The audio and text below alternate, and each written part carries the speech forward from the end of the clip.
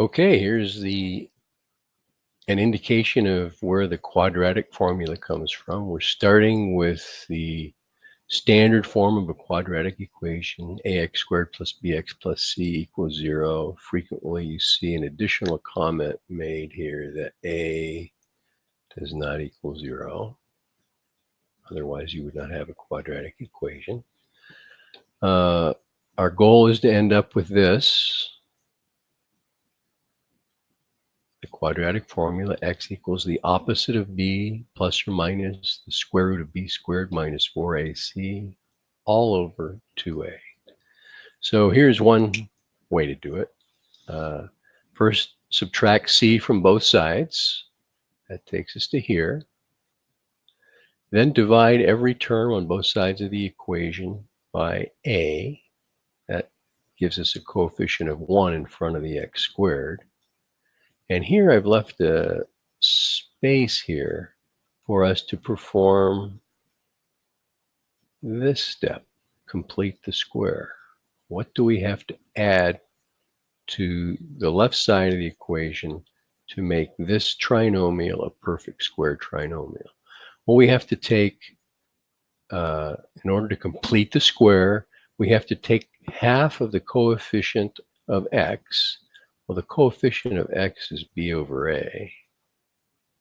And if I take half of that,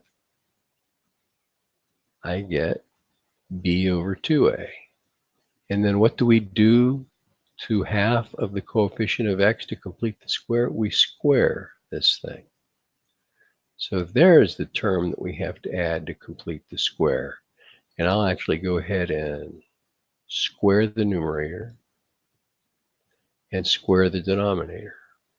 2a, the quantity squared, is 4a squared.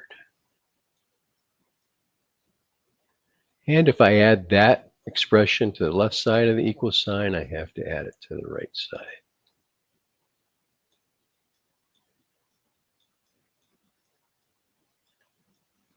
Okay, now to go from here to here, we are going to rewrite the left side as a binomial squared, which means we just take x plus, of course, this could be a minus sign depending on the values of a and b, but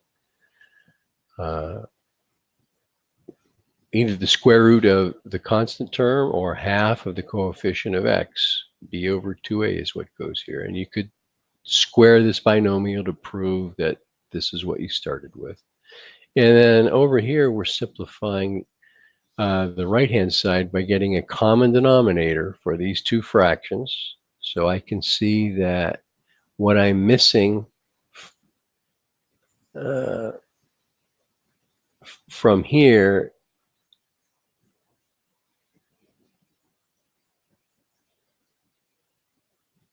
whoops, see what I did wrong. I don't want b squared over 4ac. I want b squared over 4a squared. Okay, so I need to multiply top and bottom of this first fraction by 4a.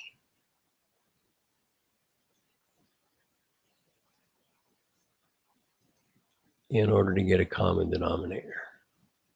And that gives us a numerator of minus 4ac and a common denominator of 4a squared. So writing it in the reverse order by the commutative property for addition, b squared minus 4ac all over 4a squared. And now we're getting close. We're going to use the square root property. We're going to take the square root of both sides. Square root of a quantity squared is just the quantity. Equals plus or minus the square root of the numerator over the square root of the denominator. And the square root of the 4a squared is 2a. And of course, we leave this expression right here is called the discriminant. And we'll determine the types of roots that this quadratic equation has, whether they're one real, two real, or two complex roots. And finally, we subtract b over 2a from both sides to get the x by itself. And if I move the b over 2a to this side, You can see they already have a common denominator, so I can just combine the numerators, and we usually put the minus b first. So minus b plus or minus the square root of the discriminant all over 2a. That's where the quadratic formula comes from.